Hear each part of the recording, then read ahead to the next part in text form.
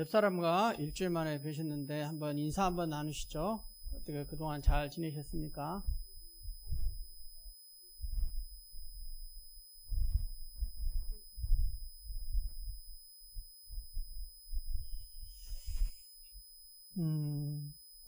바울은 오늘 본문에서 하나님의 교회 사역자에게 당부하는 내용이 나오는데, 그것은 자기를 깨끗하게 하라라는 것입니다. 그러면서 이와 같은 말씀을 전하기 위해서 그릇의 비유를 사용하고 있습니다. 여기에 20절에 나와 있는 것처럼 큰 집에는 금그릇과 은그릇, 그리고 나무 그릇도 있고 질그릇도 있습니다.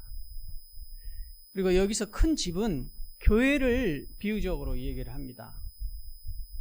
그렇기 때문에 그릇이 다양하게 있는 것과 같이 교회에서도 다양한 사람들이 하나님의 쓰임을 받을 수 있다는 것입니다. 그런데 그 중에서 이제 귀하게 쓰는 사람이 있고 또 천히 쓰는 사람이 있다는 뜻입니다. 먼저 여기 20절에 보니까 귀하게 쓰는, 그 다음에 천하게 쓰는 이런 말이 있는데, 이 말의 의미를 좀 더 알기 위해서 로마서 9장 21절 22절을 한번 보겠습니다.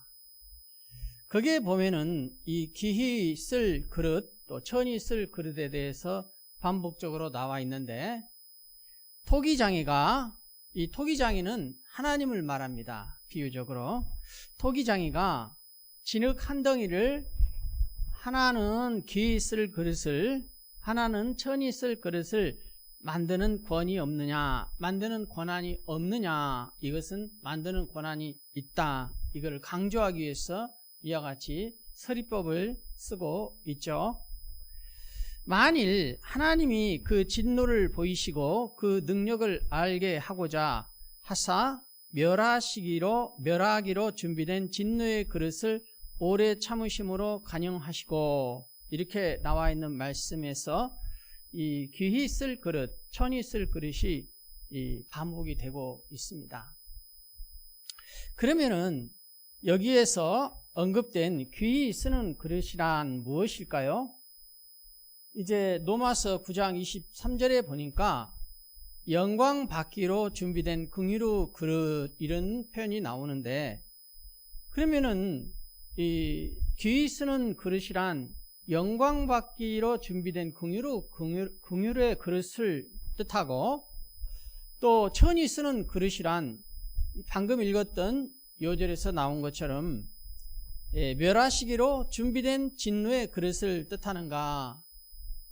먼저 제가 본 주석에는 그렇게 보기는 어렵다라고 주석이 되어 있더군요. 물론 이것이 17절에 언급된, 17절에 한번 봐주십시오. 17절에 한번 보주시면은 이제 후메네오와 빌레도가 언급되고 있는데, 이제 이들을 가리키는 말로서 그들이 하나님의 교회에 속해 있기는 하지만은 거짓을 말함으로써 결국은 하나님께서 멸하시기로 준비된 진노의 그릇이란 의미를 전환한다고 여길 수도 있어요. 그러나 제가 옥스퍼드 주석을 참고할 때 그 옥스퍼드 주석에서는 그렇게 보기는 어렵다라고 주석을 하고 있는데, 그 이유가 왜 그러느냐? 그것은 지금 20절, 21절에서 전개되고 있는 큰 집에 있는 그릇의 비유가 어떤 그릇은 구원하고 어떤 그릇은 구원하지 않는다는 멸망을 의미하는 그런 의미로 언급된 게 아니라는 것이죠. 이 뒷 문맥의 내용을 볼 때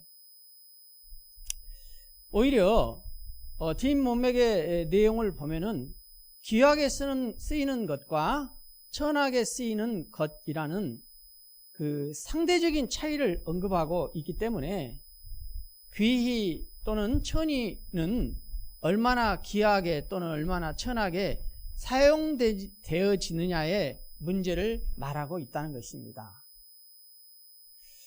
다시 말하면은 바울은 다르게 바꾸어 새롭게 고칠 수 없는, 절대적으로 고칠 수 없는 그런 절대적인 차이의 문제, 예를 들어서 말씀을 드리면은 성도 여러분의 가정에도 찬장을 열어보면은 이렇게 좋은 그릇은 이렇게 따로 잘 구별해 놓았다가 귀한 손님이 오시면은 그 손님을 귀하게 대접하기 위해서 그 그릇을 빼서 사용하실 것입니다. 이제 그런 의미로 금과 은은 그런 고급스러운 이런 뜻을 가지고 있다면, 거기에 상대적으로 나무나 흙으로 만든 재질의 그릇은 일상에서 사용하는, 그냥 우리가 사용하는 그런 재질의 그릇일 것이라는 것입니다.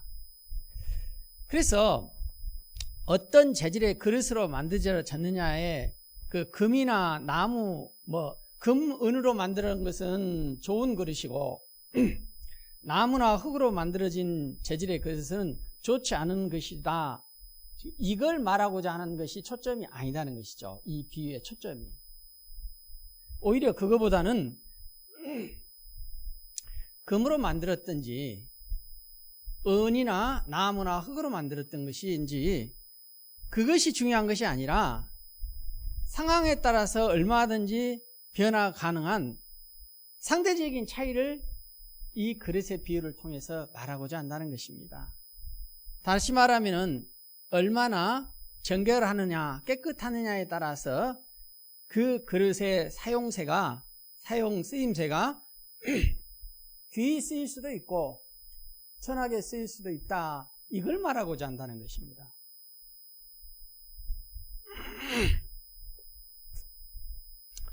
그래서 그릇에 귀히나 천이나 그 그릇으로 사용되어지느냐의 문제는 그릇의 깨끗함의 여부에 달려있다. 지금 이 비유를 통해서 바울이 이거를 말하고 있는 것입니다. 디모데가. 그래서 바울은 본절을 통하여서 디모데에게 금그릇이 되라고 하지 않습니다. 금수저가 되라고 하지 않아요. 오히려 귀히 쓰임 받는 그릇이 되기 위해서는 자신을 정결히 하라, 이렇게 교훈하고 있다는 것입니다. 그래서 교회에는 이렇게 목회자도 있지만은 이 직분을 가진 많은 사역자들이 있습니다. 이런 교회 사역자들에게 바울이 권면하는 것은 그런 얘기죠. 집안에서도 아무리 재질이 좋은 그릇이라 할지라도 깨끗해야 그 그릇을 사용할 수 있는 것처럼, 바울이 디모데에게 권면한 것처럼 오늘날의 교회를 섬기는 사역자들에게도 정결할 것을 교훈하고 있다, 이런 내용의 이야기죠. 자, 그러면서 21절에 보니까 그러므로는 앞절을 받아서 결론적으로 다시 반복하여 말할 때 이런 뜻을 가지고 있는데, 누구든지 이런 것에서 자기를 깨끗하게 하면 귀히 쓰는 그릇이 되어, 저와 여러분이 모두 다 우리들은 하나님을 믿는 사람으로서 하나님 앞에 다 귀히 쓰임받고 싶을 것입니다. 그런데 전제 조건이 있습니다. 그렇게 쓰임받고 싶다면은 누구든지 이 세상에 어떤 사람도 하나도 예외가 없이 이런 것에서 자기를 깨끗하게 하면, 이런 것으로부터 자기를 깨끗하게 하면 귀히 쓰게 된다, 이 말이죠.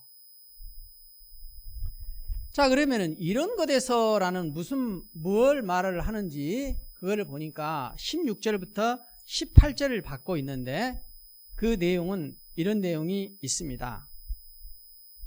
16절 18절의 말씀을 요약하면은, 교회 내에 당시에 후메네오와 빌라도와 같은 사람들이 있었어요. 근데 이들은 망령되고 헛된 말을 하고 그들의 말은 악성 종양이 퍼져나가고 악성 종양은 창질, 그러니까 우리 몸에 고름이 이렇게 생기면은 그 고름이 계속해서 퍼져나가잖아요. 그거를 이제 악성 종양으로 비유를 한 것입니다. 창질, 고름이 퍼져나가고 진리에 관하여는 그들이 그릇 잘못되었다는 것입니다. 그러면 그들이 뭘 잘못했느냐? 후메네와 빌레도가 교회 내에서 무엇을 잘못했느냐? 이런 것입니다. 당시에 그들의 사상은 헬라 사상을 가지고 있었어요. 그래서 그들이 기존에 가지고 있던 헬라 사상의 관점에서 보면은 성경의 말씀을 비춰봤을 때 성경의 말씀하고 안 맞는 부분이 있었던 모양입니다. 그게 뭐냐? 이것입니다. 영적 부활은 그들도 인정하고 받아들였어요. 다시 말해서 예수 그리스도 안에서 예수를 믿음으로 말미암아 우리가 새롭게 되어진다. 그리고 부활하여 하나님께 간다. 이거는 믿었어요. 그거는 당시 헬라 사상으로도 자기들의 사상으로도 이 성경의 말씀을 받아들일 수가 있었습니다. 그런데 당시의 헬라 사상으로 받아들일 수 없는 성경의 말씀이 있었는데 그게 뭐냐? 몸의 부활이라는 것이죠. 그래서 당시의 헬라 사상으로 미래에 우리의 육체가 부활한다는 것이 받아지지를 않은 거예요. 자기들의 생각과 사상으로. 그래서 그 부활이 이미 지나갔고 부활이 앞으로 미래에 없다는 거예요. 그거를 교회 내에서 얘기를 하는 거예요. 다른 사람들에게. 그래서 고린도전서 15장 12절에 보니까 그리스도께서 죽은 자 가운데에서 다시 살아나셨다 전파되었거늘, 그리스도께서 죽은 자 가운데 다시 살아나셨잖아요. 몸의 부활이 있으셨잖아요. 그런데 너희 중에서 어떤 사람들은 어찌하여 죽은 자 가운데에서 부활이 없다고 하느냐? 이 죽은 자의 육체의 부활이 없다고 이렇게 생각을 하면은 나중에 우리가 성경에 나와 있는 것처럼 육체의 부활이 없다고 돼버리는 거예요. 그런데 이런 거짓된 비진리를 말함으로써 다른 사람들의 부활의 소망의 믿음을 무너뜨린다는 것을 말합니다. 여기서 이런 것에서라는 말은. 그래서 이런 것에서 자기를 깨끗하게 해야 한다는 것이죠. 다시 말해서 비진리로부터 구별되고 분리되어서 자신을 깨끗하게 진리로 감싸야 한다, 이런 뜻을 얘기하는 것이죠. 그렇게 해야만 그 사역자로서 하나님 앞에 귀히 쓰임 받을 수 있기 때문에 디모데 너는 그렇게 해라, 그 얘기하는 것입니다. 그래서 이 깨끗하게 하다라는 이 말의 언어를 찾아보니까 어떤 의미가 있냐면 이런 말이죠. 불결한 것을 제거하여 정결하게 하다, 제거 분리의 뜻을 가지고 있습니다. 당시의 문화에서도 그릇이 혹여라도 부정한 것에 쓰여지고 더러워지면은 아예 그 그릇을 깨트려 버려서 깨끗한 그릇을 보호하고 더러운 그릇으로부터 제거하고 분리시키는 이런 문화가 있었다고 합니다. 이제 이러한 의미를 살펴볼 때 이게 무슨 뜻이죠? 이런 것이죠. 우리 집에서도 그릇들이 많아요. 근데 어떤 그릇은 금이 가가지고 참 그 금과 음으로 만든 귀한 그릇인데 그 그릇에 금이 가 있거나 녹이 쓸 리는 없겠지만 이런 녹이 쓸었다. 그러면 귀한 손님 왔을 때 그 그릇이 아무리 은으로 만들었다 할지라도 그 금과 그릇으로 손님을 대접할 수 없잖아요. 그러니까 이 금과 그릇은 제어시켜버리잖아요. 버리잖아요, 우리도. 왜? A가 아니니까. 금이 가 있는 그 그릇에다가 음식을 담아서 손님을 대접한 것은 우리도 A가 아니라고 생각하는 것처럼 당시에도 그랬다는 것입니다. 그래서 이런 것으로부터 깨끗하게 하다, 이 뜻은 무슨 뜻이냐? 우리가 신앙생활을 하다 보면은 성경의 말씀을 순수하게 받아들여서 성경의 말씀대로 살아가면 됩니다. 근데 당시에 빌레도와 후메네오도 뭘 했느냐? 자기들의 헬라 사상이 먼저였던 거예요. 자기들의 헬라 사상으로 비춰봤을 때 성경을 판단한 거예요. 그래서 이거는 내가 받아들이고 믿고 영적 부활은 받아들였지만은 육체의 몸의 부활은 받아들이지 않았다는 것입니다. 근데 이 해악이 비진리임에도 불구하고 교회 내에 끼치는 이 비진리 것으로 인한 영향력이 너무 컸던 모양이에요. 그래서 젊은 사역자 디모데가 교회를 섬길 때는 이거를 유의해라. 이런 더러운 것으로부터 비진리로부터 하나님의 말씀이 아닌 것으로부터 오는 것에서 오는 이런 것으로부터 우리 자신을 하나님의 말씀으로 깨끗하게 할 수 있어야 귀히 쓰임받는 그릇이 된다. 이 얘기를 하는 것입니다. 바울이 디모데에게. 자, 그래서 이제 어떻게 보면은 이제 이렇게 해석을 하면은 그러면 이제 후메네와 빌레도가 교회 내에서 출교를 해야 맞아요. 왜? 이들이 비진리를 계속해서 말하고 있기 때문에. 그런데 여기에서 말하는 이런 것에서 자기를 깨끗하게 하면 이 뜻은 빌레도와 지금 후메네오를 교회에서 출교하자라는 의미로 해석이 되는 것이 아니라, 왜냐하면은 이미 이 글을 쓰고 있을 바울의 이 당시의 상황은 빌레도와 후메네오가 교회에서 출교를 당해서 교회 밖으로 나간 상태라고 합니다. 주석에 보니까. 그런데 그들의 영향력이 아직도 커요. 교회는 출교는 됐지만은 그들이 계속해서 교회에 영향력을 끼칠 때에 바울이 얘기하는 것은 오히려 그러한 교회에 영향력을 끼쳐오는 그 영향력으로부터 우리 자신을 지킬 수 있는 것은 성도 개인이 마음의 내적인 정결함을 위해서 하나님의 말씀을 통하여서 깨끗하게 되어야만이 계속해서 여러분들이 교회를 깨끗하게 섬길 수 있는 좋은 그릇으로 예비된다. 이런 뜻의 이야기다는 것입니다. 하나님의 집 교회에서는 하나님의 말씀을 따라 정결하게 사는 자가 귀한 쓰임을 받는 것입니다. 이는 세상에서 사람이 쓰임을 받는 것과는 조금 달라요. 교회에는. 자, 한번 우리가 봅시다. 우리들도 잘 알듯이 세상에서 귀한 쓰임을 받는 사람은 일단 재능과 능력이 있어야 해요.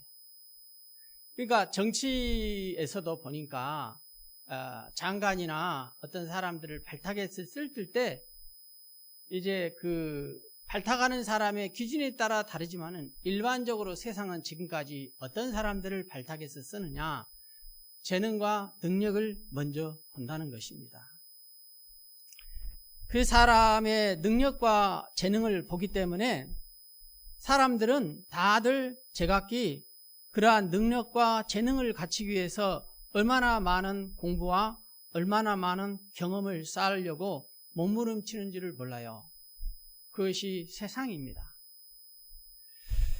물론 근대에 들어와서는 우리 사회도 많이 변화되고 가고 있습니다. 왜냐하면은 능력과 재능 있는 사람을 뽑아서 쓰다 보니까 정말 그 회사를 사랑하고 그 회사에 끝까지 남고 회사를 위해서 헌신하는 사람들이 줄어들더라는 것입니다. 그래서 오늘날에는 기업에서도 사람을 뽑을 때 단지 한 사람의 능력과 재능만을 보고 뽑는 것이 아니라 그 사람이 얼마나 인간 됨됨이, 그 다음에 사람과의 관계가 좋은지, 또 인성이 좋은지, 이런 것을 보는 경향으로 조금씩 우리 사회가 바뀌어가고 있습니다. 그래서 요즘에는, 옛날에는 그 점수를 중요시했다면은, 시험을 중요시했다면은 요즘에는 굉장히 면접을 중요시하고 있어요. 무슨 시험이든지 간에 면접을 중요시하는 것은 이제 세상도 바뀌어가고 있다는 것이죠. 사람에게 중요한 것은 능력과 재능뿐만 아니라 인격과 또 사람과의 관계, 어떤 도덕성, 이런 것이 중요하다는 것을 이 사회도 바뀌어가고 있습니다. 그 패러다임. 근데 교회는 어떠느냐? 하나님의 집 교회에서는 물론 교회도 찬양을 할 때 그 찬양 자체를 잘하는 사람이 필요합니다. 근데 교회는 절대 능력만 보고 하나님의 일을 할 수는 없습니다. 기본적으로 하나님을 사랑하는 마음과 성도 간의 서로의 관계가 좋고 인격과 성품이 좋아야 찬양을 하더라도 교회 내에 문제가 없게 되는 것이죠. 예를 들어서 얘기를 하는 것이죠. 찬양뿐만 아니라 다른 어떤 교회를 우리가 섬길 때에도 교회에서는 능력보다도 더 중요한 것이 있다면 그것이 뭐냐? 오늘 본문 말씀에 비추어서 볼 때 하나님은 그 사람이 정결하고 깨끗할 때 하나님은 사람을 쓰신다라는 내용의 이야기인 것입니다. 따라서 우리가 세상과 타협하지 않고 또 교짓 교훈에 물들지 않고 오직 하나님의 말씀만으로 인생을 사는 사람이 하나님께 귀한 쓰임을 받는 것이다 라는 것입니다.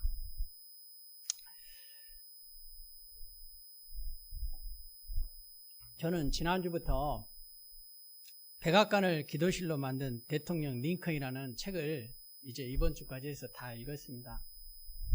조그만 책인데도 짜투리 시간을 이용해서 이렇게 읽다 보니까 이번 주까지 읽게 됐는데, 우리가 잘 아는 바와 같이 링컨은 미국의 대통령으로서 남북 전쟁을 승리로 이끌며 노예를 해방시키는 일을 했습니다.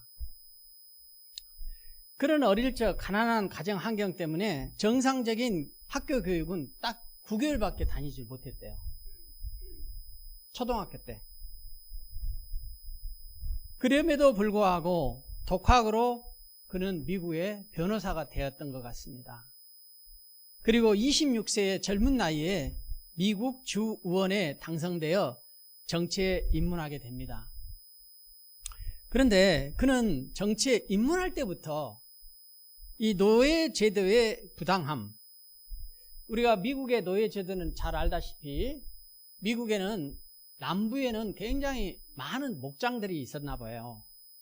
그래서 남부의 많은 목장들을 운영하기 위해서는 이 백인들의 입장에서는 이 흑인들을 노예로 삼을 수밖에 없는, 그래서 흑인들을 이 노예로 삼아서 남부의 목장을 운영해서 막대한 부를 이렇게 누리게 되었나 봅니다.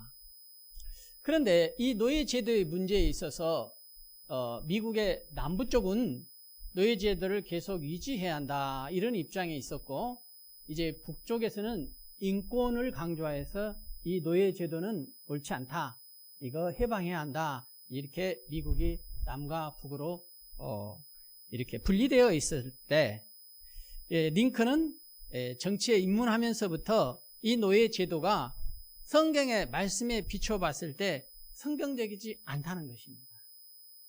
하나님은 사람을 볼 때 능력이나 부로 평가하지 않는데 미국의 노예 제도는 사람을 볼 때 그런 걸로 평가하여 흑인을 노예로 삼은 것 자체가 성경적이지 않고 이건 하나님이 기뻐하지 않는 일이라는 이런 확고한 정치 철학을 처음부터 가지고 있었더라고요.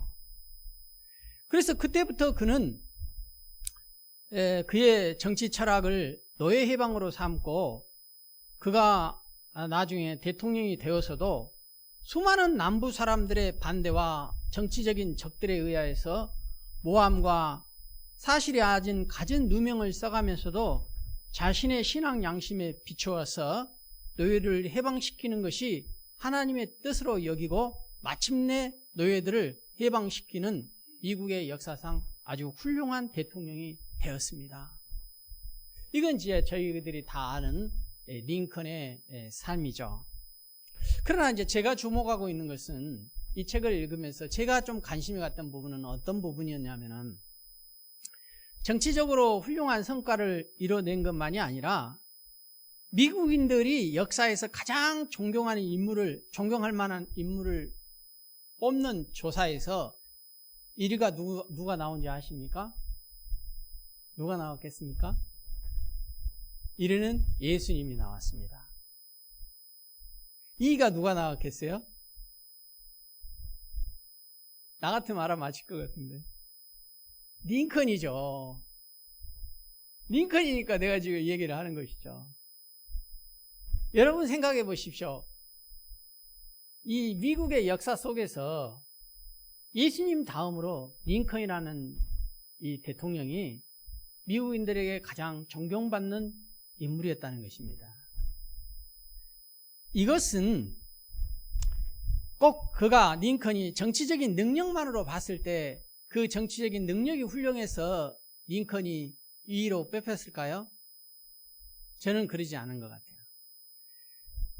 이 백악관을 기도실로 만든 대통령이나 링컨의 책을 보면은 그의 인격과 도덕적인 면이 얼마나 훌륭했는지 모릅니다. 예를 들어서 짧은 일화 하나만 내가 소개하겠습니다.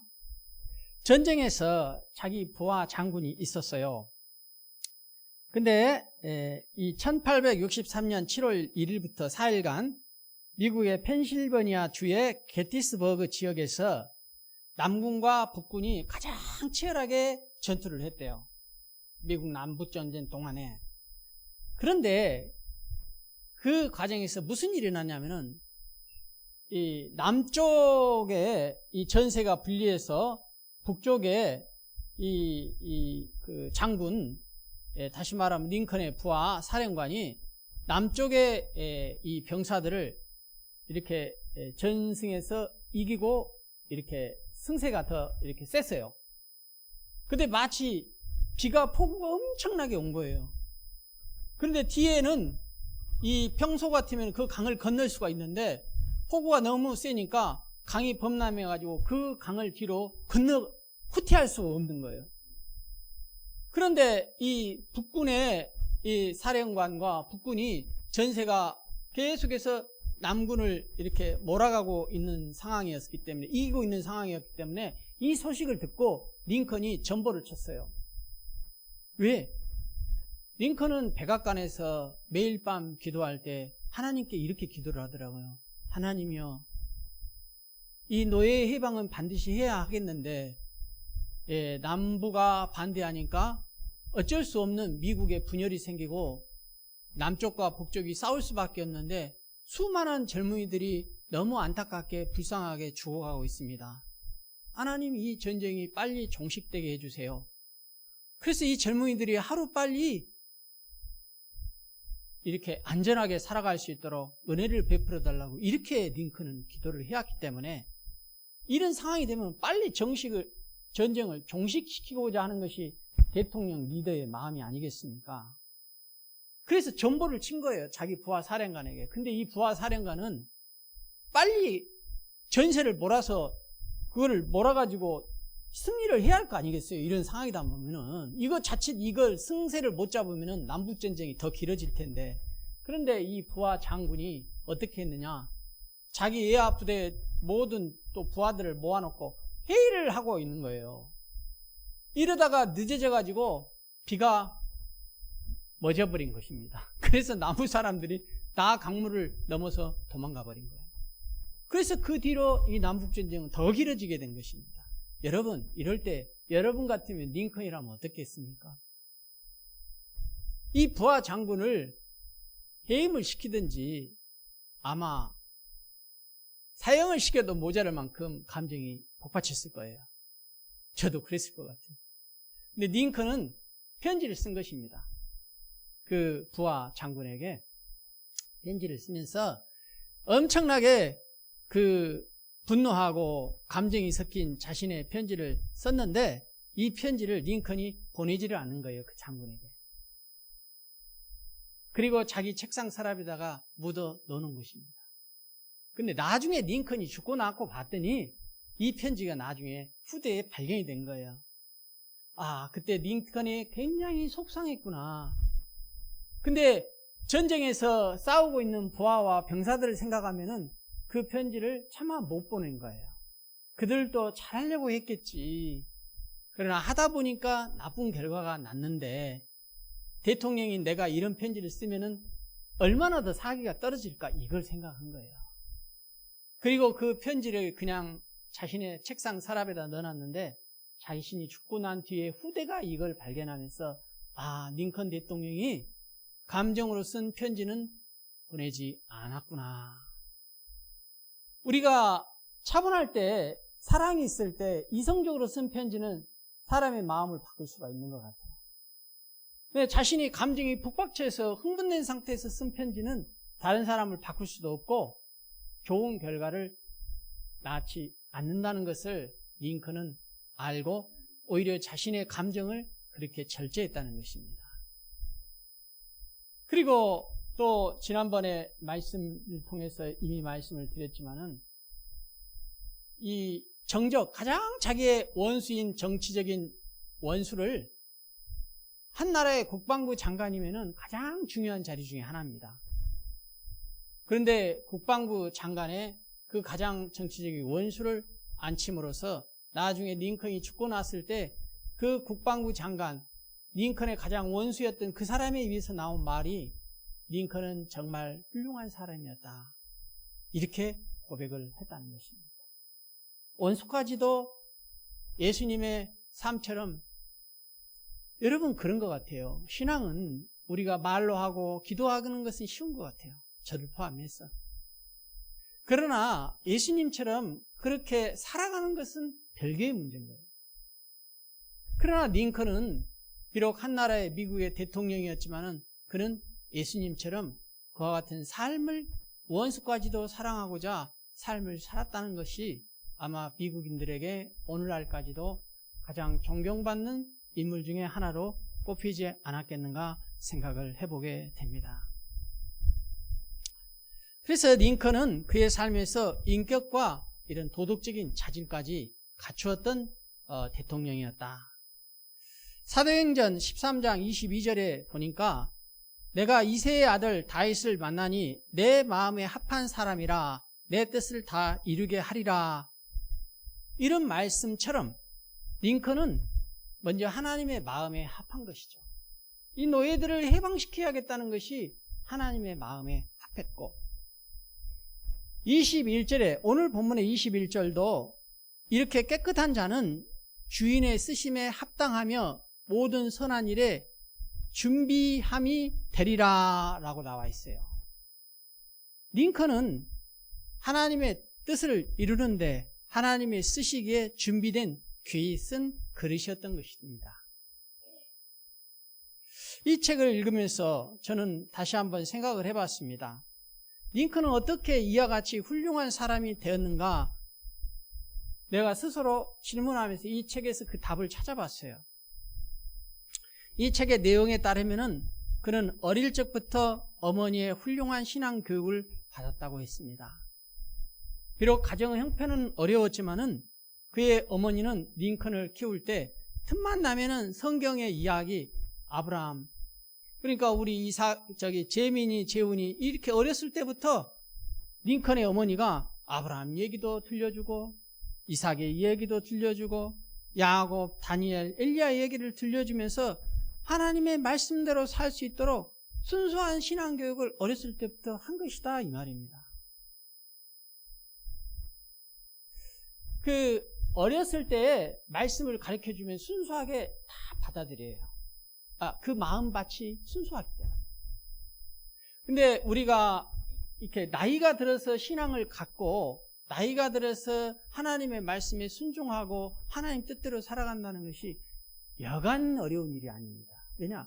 이미 내 생각과 내 경험들이 가득 차 있기 때문에 그걸로 하나님의 말씀을 판단할 수가 있다는 것입니다. 그래서 링컨의 삶을 보니까 어렸을 적부터 그의 어머니가 순수하게 그 말씀을 가르치면 가르친 대로 받아들일 그 나이에 신앙교육을 한 것이 링컨이 오늘날 그의 삶 속에서 하나님의 말씀대로 순수하게 살 수 있었던 원동력이 바로 거기에 있구나 하는 것을 제가 깨닫게 되었어요. 어떻게 보면은 우리 자신이 우리 마음과 생각을 우리의 내면을 깨끗하게 한다는 것처럼 어려운 일이 없고 이것처럼 이렇게 영원한 것이 없어요. 우리 자신이 오히려 우리의 능력을 키우거나 우리의 외모를 아름답게 하기는 쉬워요. 왜? 눈에 보이는 가시적인 결과와 성과가 나오기 때문에 내가 열심히 일해서 돈을 벌거나 내 얼굴을 예쁘게 하거나 나의 건강을 위해서 노력하는 것은 훨씬 쉬울 수가 있다 이 말입니다. 왜? 내 눈에 보이는 가시적인 열매와 결과들이 나오기 때문에.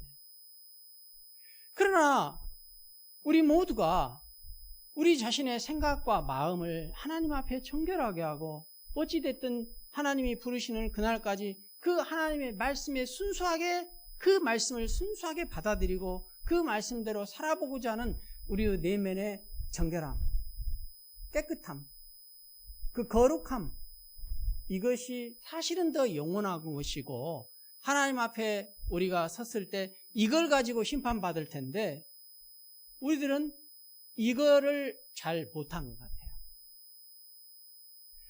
그래서 우리의 정결함은